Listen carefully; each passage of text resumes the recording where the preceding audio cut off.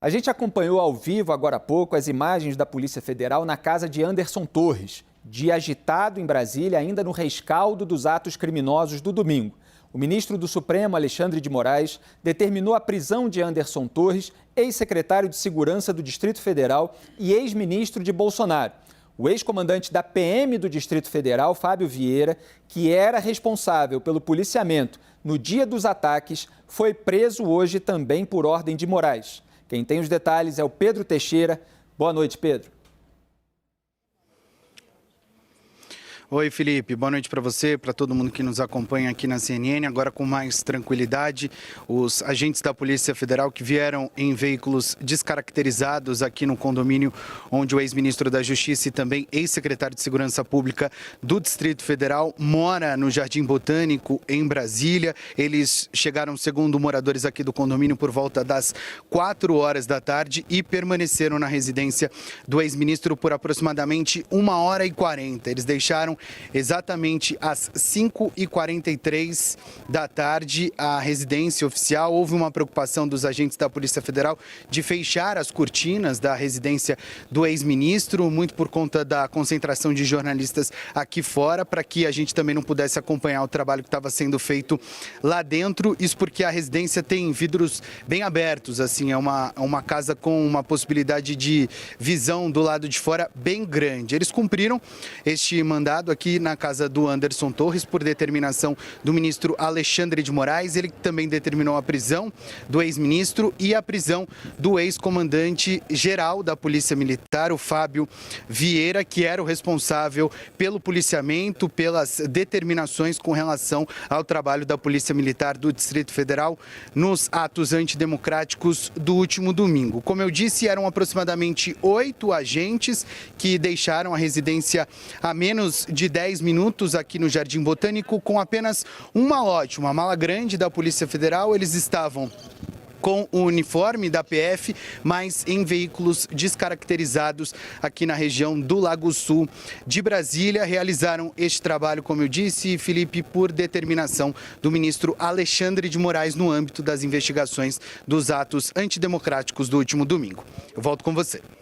Muito obrigado pelas informações. Boa noite, Clarissa. Já começo por você, que está há algumas semanas fora aqui do nosso Arena, mas é muito bem-vinda de volta, para saber a sua avaliação de tudo aquilo que aconteceu e dessa decisão agora. Se falou muito da omissão policial, da omissão da Secretaria de Segurança Pública do Distrito Federal, da ida do Anderson Torres, inclusive, para os Estados Unidos. Qual é a sua análise? Bom, é um monte de coisa, né, para a gente abordar numa coisa só, mas eu acho que para a gente tentar olhar um pouquinho para as consequências dos atos que cada um desses personagens cometeu, eu acho que eu começaria pela resposta que foi dada pelo presidente Jair Bolsonaro, logo aí no dia seguinte a essa depredação que aconteceu nos prédios públicos, que eu acho que ela tem uma simbologia muito grande para a gente entender o que aconteceu dali para frente. Na minha percepção, a mensagem que o ex-presidente Jair Bolsonaro postou nas redes sociais, em minuto nenhum condenou efetivamente os ataques que ocorreram nos prédios públicos em Brasília. Ele disse que manifestações desse tipo, manifestações violentas, ele estava se referindo, fogem à regra. E o que me parece é que tanto o ex-presidente Jair Bolsonaro quanto as autoridades que sempre atuaram ali, orbitaram em volta dele, que estavam em posições de poder no último domingo, menosprezaram, primeiro, o tamanho da resposta institucional que um acontecimento desse tipo teria. Simplesmente parecem não ter visto o tamanho da encrenca na qual eles estavam se metendo. Ainda assim, eles tinham alguma noção, porque fica no ar, é claro, o Anderson Torres pode dizer, olha, eu fui para Orlando, passa férias, essas férias tão desejadas pela minha família, não tem nada a ver com o que aconteceu, mas o fato é que, confortavelmente, ele estava fora do Brasil naquele momento. O presidente Jair Bolsonaro também se afastou do Brasil, no momento em que houve uma convocação muito clara para que sejam cometidos atos que atentam contra o Estado Democrático de Direito. Eu acho que é uma avaliação muito evidente para muitos setores de que o grau de depredação não foi só, perdeu-se um pouco o controle, não. Teve, sim, uma omissão que permitiu essa perda de controle e as pessoas têm que ser responsabilizadas.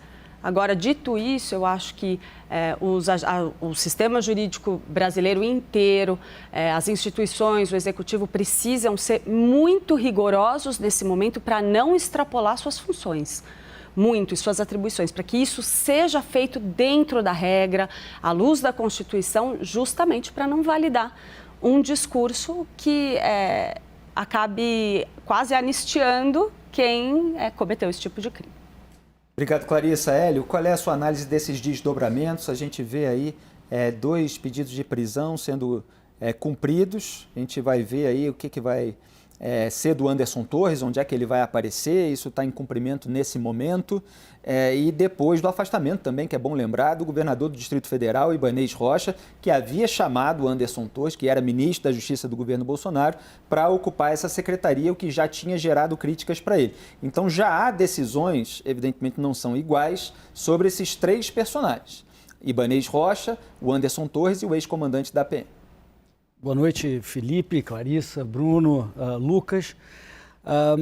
Felipe, a primeira coisa que me chama a atenção é que ele está sendo acusado de sabotagem e por isso está sendo preso. Então a pergunta que a gente quer saber é, afinal, então, que atitude de sabotagem ele tomou ativamente? Porque a Clarissa tem razão. Tudo isso tem que ser investigado e punido, mas tem que ser dentro da regra, tem que ser dentro da Constituição. Então a gente precisa entender, essa decisão foi baseada com que indício sólido? De que ele agiu no sentido de facilitar a entrada, ele estava premeditadamente agindo quando saiu de férias ou durante, sei lá. A primeira coisa que me preocupa é saber efetivamente ele, o Ibanez, né, já colocaram o Ibanez na coisa também, então tem algum envolvimento ou não? Obviamente a gente vai saber quando a justiça investigar tudo isso e a coisa for esclarecida. Então, a primeira coisa que eu me preocupo, é ter a certeza de que a gente está fazendo a coisa certa. Porque senão, a gente já falou muito aqui, né, Felipe, de revanchismo. Está havendo um movimento de revanchismo, claro, desse governo em relação ao governo anterior. A pergunta que fica é, isso é mais uma na linha do revanchismo ou realmente tem indícios sérios de que eles cometeram algum tipo de sabotagem? E essa invasão com depredação de patrimônio público por apoiadores de Jair Bolsonaro, não foi um ato de revanchismo também, não foram? Bom, é pior do que revanchismo. Isso é muito pior do que revanchismo. É um ato inaceitável, como a gente falou aqui, abominável, de um ataque às instituições, e não existe alternativa à política, que é o fórum onde nós debatemos vigorosamente, divergimos pra caramba, mas é por meio da política que a gente chega a um meio de campo entre as vontades e visões de cada um, não pela violência. Então isso, eu não diria ser revanchismo, é muito pior, né? Ultrapassou muito mais, mas o revanchismo importa também para a gente, por quê? Desse governo com relação ao anterior, porque isso vai afetar os próximos passos.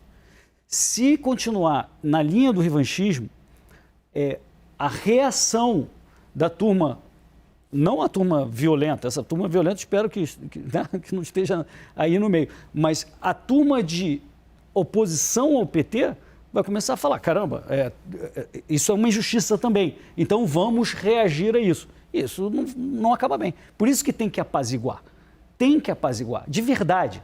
Apaziguar de verdade significa não fazer revanchismo e não fazer violência, as duas coisas. Obrigado, Hélio. Antes de chamar o Bruno, a gente vai ouvir um depoimento para incrementar esse debate. Em entrevista à CNN, o interventor federal Ricardo Capelli acusou o ex-secretário do Distrito Federal e ex-ministro de Bolsonaro, Anderson Torres, de sabotar a segurança da capital federal nos atos criminosos do último domingo. Vamos ver. O que faltou no domingo foi comando. Foi o comando e a liderança da Secretaria de Segurança do Distrito Federal. Nessas poucas horas à frente da secretaria, eu posso afirmar que o que aconteceu não foi por acaso. Foi um ato de sabotagem do secretário Anderson Torres, ex-ministro de Bolsonaro, que assumiu a Secretaria de Segurança na segunda-feira, dia 2, mudou todo o comando e viajou. Então, o que aconteceu não foi por acaso. Muito bem, Bruno, eu tenho acompanhado nas redes sociais aí o papel da Transparência Internacional, sendo muito incisiva com crimes, com leniência, inclusive com a criminalidade, todos os lados, e você sempre vem a público para trazer aí a sua avaliação e a gente quer ouvir, seja bem-vindo aqui no Arena. Muito obrigado, boa noite, Felipe, Hélio, Clarissa, Lucas.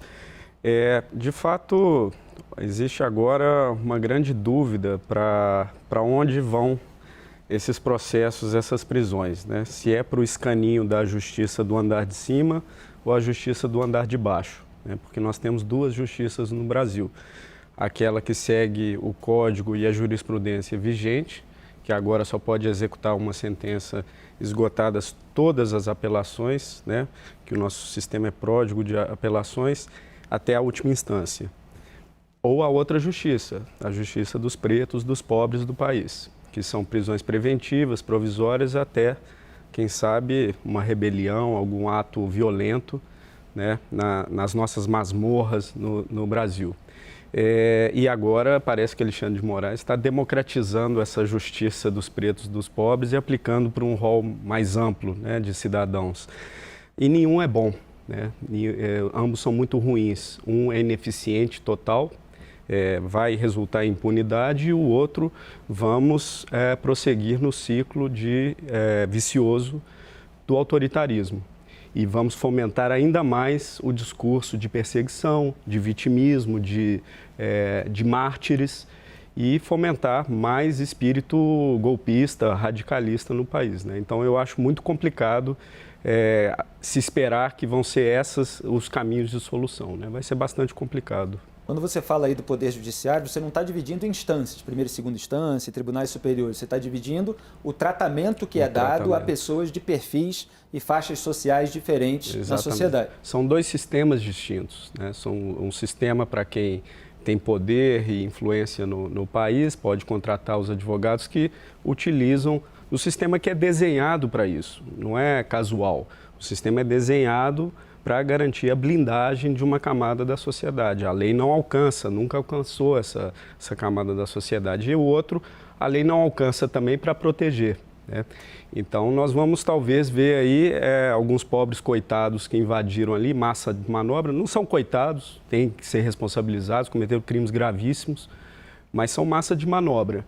Mas quem financiou, quem coordenou, será que vão se manter mesmo em prisão? Agora essas prisões que estão sendo anunciadas, até onde vão? E tem que ser feito dentro das regras também, né? Agora, pelo que parece, tem que ser apurado, parece que a AGU está pedindo prisão, né? O nível que nós chegamos de desorganização institucional é muito preocupante. Por quê? Omissão da PGR. Né? Então, tudo isso é um processo que o país vai ter que reconstruir, um processo longo de reconstrução institucional.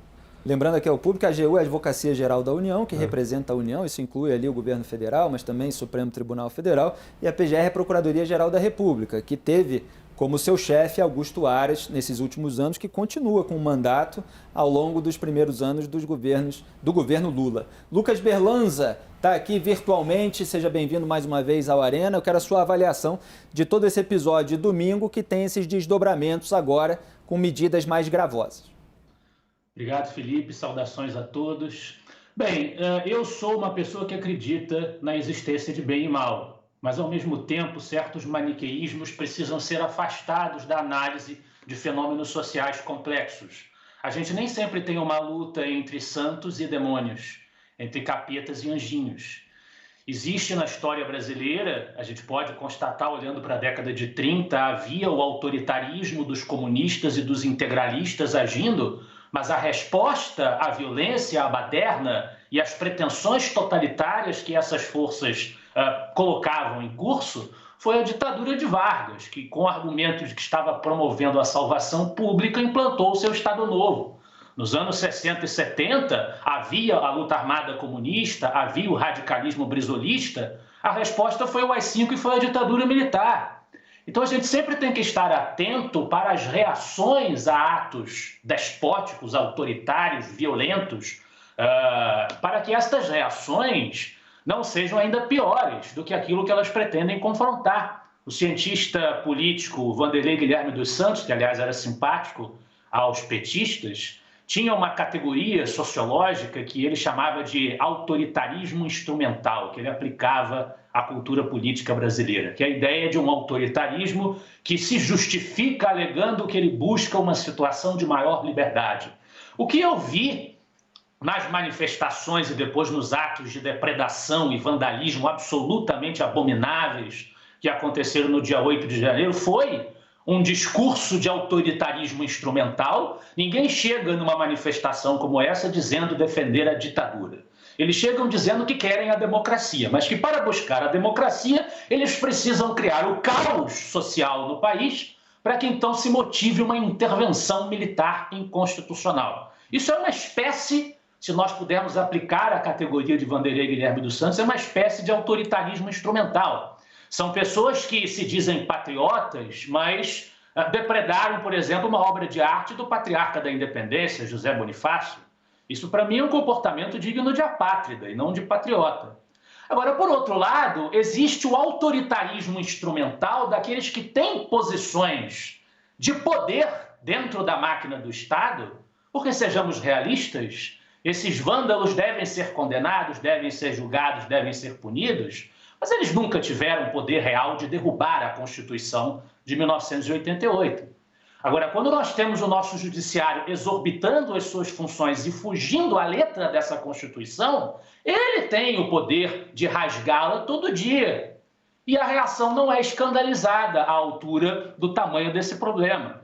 Eu fiquei muito chocado quando saiu o anúncio, não da prisão do Anderson Torres, eu não sei qual é a responsabilidade que ele porventura venha a ter, as investigações deverão demonstrá-lo dentro do processo legal, mas eu fiquei muito chocado, particularmente, com o decreto de um ministro do STF afastando um governador eleito democraticamente por 90 dias, dizendo que era necessário fazer isso, antecipando-se a uma eventual investigação, uma eventual apuração. Como disse o governador de Minas Gerais, Romeu Zema, isso me pareceu um ato arbitrário, um ato que desrespeita o sistema democrático que elegeu esse governador. Será que não é uma pulação de etapa? Não estamos nos antecipando à apuração da verdade? Isso me pareceu um ato antidemocrático, como esses que vêm escandalizando as vozes da nossa discussão pública. Então, muito cuidado com a maneira como nós vamos responder, porque esses que têm o poder de responder têm a caneta na mão. E o perigo que eles representam não é um perigo de horas, um perigo de um dia, é um perigo de décadas, porque os ministros do Supremo estarão lá por décadas. Então tenhamos cuidado com a resposta que institucionalmente e legalmente nós vamos dar a esses atos abomináveis que sim, claro, precisam de uma resposta dura. Obrigado, Lucas. Clarissa, focando aqui, o Hélio Beltrão queria comentar aqui, deixa ele complementar primeiro nessa rodada inicial, antes de eu focar aqui a nossa discussão. Diga aí. Era um complemento ao que o Bruno mencionou, que eu acho que é muito relevante, Bruno, de existir, embora a lei seja a mesma, existir dois tratamentos no Brasil, né, de gente que ou não tem recursos ou não tem os contatos e que fica preso preventivamente de forma ilegal, um tempão, sem ser julgado. Isso virou meio que caso geral no Brasil para o povão, né? Você fica lá preso, ninguém te julga e você perde anos da sua vida lá preso quando a lei diz que só até 6 meses, sei lá, você tem que ter justificativas muito específicas para você fazer isso e fica lá a pessoa. Nesse caso que a gente está começando a assistir hoje, já vem uma série de perguntas que a gente poderia fazer. Eu tenho, sem entender do direito penal, processo penal, eu tenho já perguntas. A pessoa é detida, ela pode ficar detida 24 horas, mas aí tem que ter uma audiência de custódia. Essas audiências de custódia estão acontecendo, aconteceram, e se não aconteceram, há habeas corpus que estão sendo negados. O habeas corpus é um direito fundamental do ser humano desde a Magna Carta de 1215. Por acaso está havendo negação de habeas corpus para quem está detido mais de um dia? E veja, tudo isso é muito grave, no sentido do que foi cometido de crime, né? Mas as pessoas têm que ser individualizadas. Você tem que dizer, nós sabemos, tem lá uma evidência forte, então um juiz vai lá e vai dizer que você vai ficar preso temporariamente, 5 dias e tal, e aí a pessoa é investigada e aí você pode conduzir o processo. Quando começa um processo coletivizado, sem dizer o que é, sem respeitar habeas corpus, que eu não sei se é o caso ou não, estou aqui fazendo perguntas mais do que respostas, mas se for o caso, é um absurdo. Então, é esse tipo de coisa que a gente tem que observar para respeitar o Estado de Direito. E o Lucas está mencionando uma coisa interessante, porque nessa divisão de justiças no Brasil, você desde o inquérito do fim do mundo, chamado inquérito do fim do mundo, a gente também parece ter mais uma justiça no Brasil. Porque eu vejo isso como um buraco negro que foi criado lá na Constituição, onde meio que qualquer coisa que saia dali é legitimizado, mesmo sem passar pelo devido processo que o Bruno estava comentando, que a gente observa, que a sociedade é obrigada a sofrer quando tem um processo. Hélio está entrando aqui em diversos aspectos que a gente vai abordar ao longo do programa em detalhes. Deixa eu só focar essa discussão inicial aqui no caso do Anderson Torres, Clarissa. O Anderson Torres, no dia 12 de dezembro, dia da diplomação do Lula, ele estava jantando, Raquel Landim, que participa desse programa, deu a notícia, depois só de horas que ele foi ao Twitter para dizer que iria controlar a situação, mas a gente viu aquele descontrole, com queima ali de 8 veículos, de acordo com o Corpo dos Bombeiros, me parece que foi um ônibus e 7 carros, em suposta reação ali à prisão daquele indígena bolsonarista que depois, lá na unidade prisional, pediu desculpas, disse que estava atuando com informações erradas. Então já há ali um rastro. Teve o caso da tentativa de explosão do caminhão-tanque perto do Aeroporto Internacional de Brasília e ele sai de férias num momento sensível de transição, nem precisava de monitoramento. Nós todos no debate público estávamos apontando essas hipóteses de se repetir aqui no Brasil a invasão do Capitólio lá nos Estados Unidos. Então, o Moraes agora, e eu estou ligado aqui para a gente trazer os detalhes dessa decisão, de fato o pedido foi feito pela AGU, pelo Jorge Messias, mas o Anderson Torres foi preso. A situação particular dele, como é que você avalia? Eu acho que, em primeiríssimo lugar, a gente tem que observar os sinais todos que apontam para Anderson Torres como um personagem que teve papel fundamental para criar as condições para que essa depredação ocorresse nesse grau. Ele teve um papel importante ali, isso está mais do que evidente. E chama muito a atenção, né? É claro que a gente tem que trabalhar com o que tem de concreto, mas como foi trazida aqui mais cedo a informação de que ele já alega que o celular dele foi clonado, a gente sabe, as autoridades vão averiguar, vão periciar o aparelho de telefone dele num processo como esse. Isso vai aparecer. Então, essa retórica por si só é altamente suspeita. Altamente suspeita. Eu acho que qualquer pessoa que consiga juntar A com B com C consegue enxergar que tem aí algo para ser verificado. A saída dele do Brasil, nessas circunstâncias, é sim extremamente nociva, foi muito nociva, criou as condições para que isso acontecesse. Ele era responsável. O cargo público envolve responsabilidade. Então, a gente tem que parar de falar, não, olha, quebrou-se tudo lá em Brasília, mas, poxa, a pessoa que coordena as forças de segurança na capital federal, que tem a responsabilidade legal de proteger, garantir a proteção da capital federal, falou, mas eu não tenho culpa de nada. Mas, espera aí, as forças policiais que estão subordinadas a você estavam tomando água de coco enquanto os manifestantes estavam entrando no Palácio do Planalto, quebrando tudo.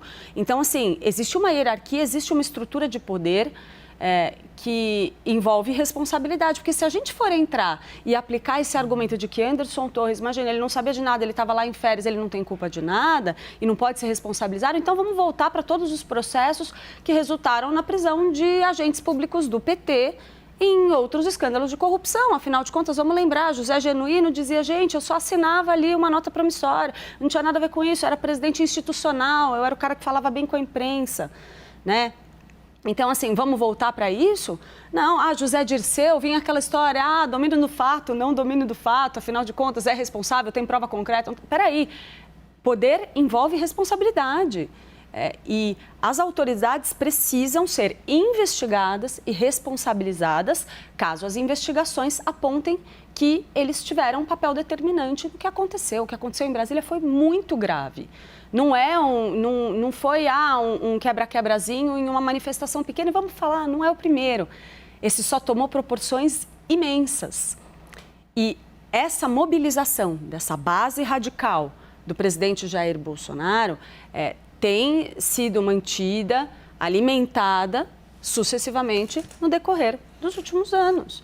E desde que a eleição trouxe o resultado da vitória do presidente Lula, Bolsonaro se licenciou e, como a gente falou em inúmeras ocasiões aqui, num claro movimento para se proteger legalmente de qualquer responsabilidade pelos atos desses grupos, que ele ajuda a manter mobilizados. Então, eu acho que sim, tem que investigar, essas pessoas têm que ser investigadas, Anderson Torres tem que ser submetido ao devido processo legal, como eu disse antes, dentro da Constituição, dentro das regras. Acho muito importante que o sistema jurídico, institucional brasileiro haja com extremo rigor nesse momento, para não validar o discurso de quem quer proliferar nas redes sociais, inclusive, uma versão fictícia de que existe um grande complô institucional e até internacional para responsabilizar pobres pessoas que estavam ali, inclusive uma idosa que morreu aguardando ali ser processada dentro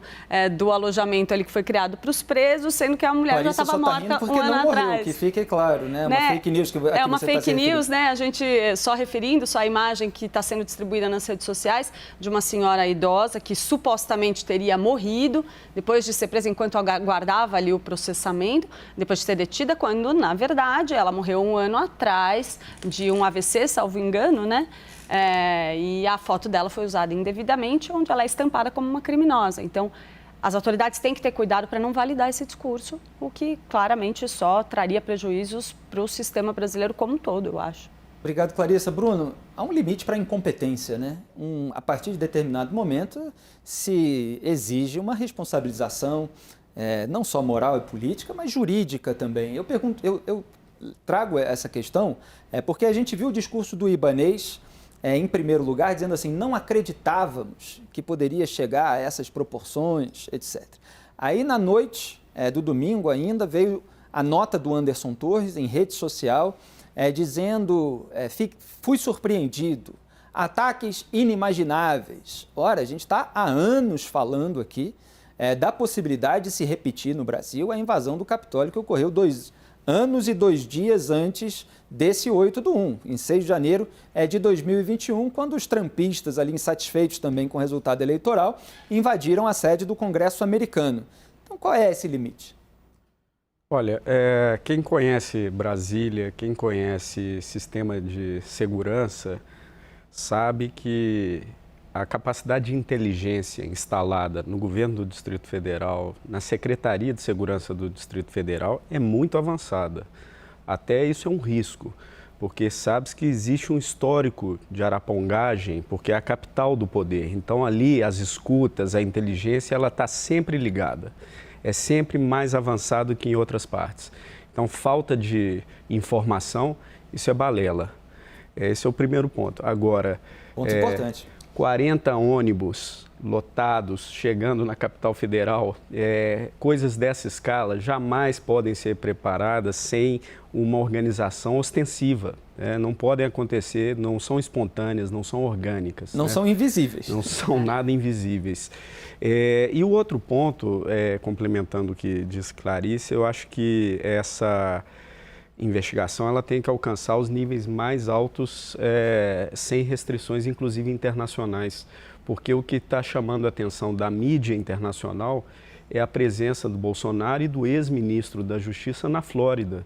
Enquanto uma tentativa de golpe de Estado acontece em Brasília, o ex-presidente da República e o ex-ministro da Justiça, atual secretário do Distrito Federal, juntos na Flórida.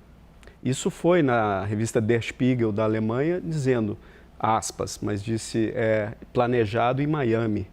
Assim, qual é a conexão com a direita dos Estados Unidos que fizeram o Capitólio? Qual é a conexão? Se existe financiamento, coordenação internacional, isso é ainda mais grave. E a gente não deve considerar isso só divagações conspiratórias, isso tem que ser investigado, isso tem que ser seriamente investigado. Agora, Bruno, o que não... Diga, Clarissa. Não, eu queria só fazer um acréscimo ali. Eu acho que é super importante a gente parar de comprar mais minimamente que seja esse argumento da surpresa, porque se a gente simplesmente pegar as mensagens que foram postadas nas redes bolsonaristas dias antes dessas manifestações, aquilo não é uma convocação de um protesto pelo resultado pela limpeza das urnas, do resultado das urnas, contestando o resultado da eleição, uma manifestação pacífica em apoio ao ex-presidente Jair Bolsonaro. Não é disso que se tratava. A convocação era muito clara, as mensagens eram muito claras. Vamos tomar Brasília, vamos invadir o Congresso. Os chamamentos eram extremamente explícitos e chamavam essas pessoas para tomar a capital federal. Claro, a gente entende que as instituições ainda são fortes o suficientes para evitar que isso ocorresse de maneira efetiva, mas a convocação era essa. Então, vamos parar, né, de comprar o argumento do secretário Anderson Torres ou de quem quer que seja. A gente não viu chegar. Estava anunciado, estava avisado, desde antes das eleições. Então, esse argumento simplesmente não cola. Flávio Dino e Múcio também souberam. E emendado com o celular clonado, meu celular foi clonado, gente, eu acho assim, aí é claro, a gente tem que trabalhar com o que é concreto, mas os indícios apontam para algum lugar e eles apontam para a necessidade de uma investigação clara em todos os níveis. E quem tiver culpa no cartório tem que ser responsabilizado.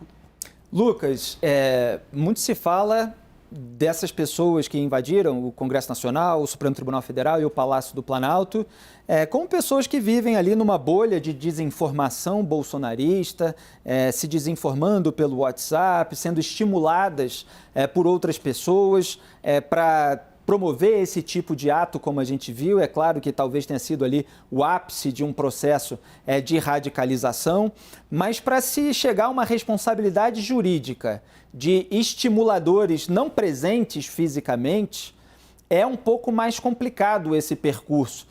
Você acredita que essas pessoas possam ter se juntado espontaneamente, sem qualquer tipo de liderança de fora? Não. Eu não acredito nessa hipótese. Espontaneamente, todo mundo resolveu aparecer, sem uma coordenação, sem convocadores. Sempre há convocadores, sempre há, pelo menos, influenciadores que se organizam para difundir essas mensagens. Eu também vi essas artes que foram mencionadas, falando em ocupa o Congresso, ocupa a Câmara, toma o STF, toma o Senado. Então, esse discurso, de fato, estava sendo empregado. Não acredito na hipótese de que, do nada, subitamente, parcelas da sociedade brasileira decidam pegar um ônibus e pintar em Brasília sem que haja forças de forma mais organizada convocando a realização desse ato. Obrigado, Lucas. Hélio, quer complementar? Não, vamos passar